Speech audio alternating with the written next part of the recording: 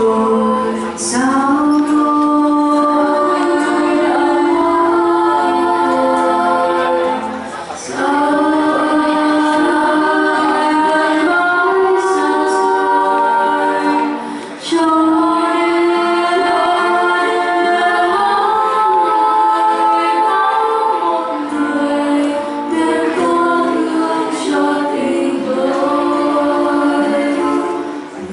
sau khi nắng vẽ trên đôi bóng cây dài không thấy ai buồn dường như còn trong gió chót hương người dài vẫn còn lại thấy vẫn trôi hoài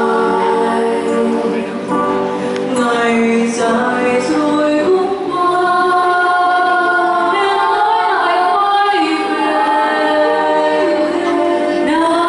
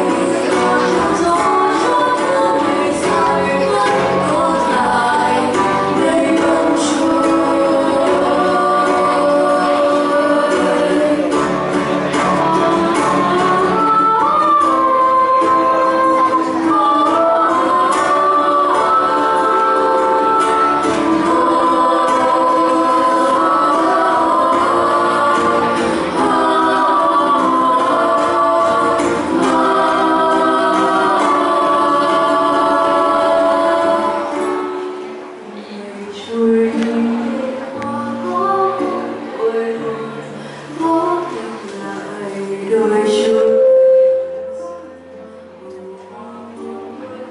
sẽ không trở lại.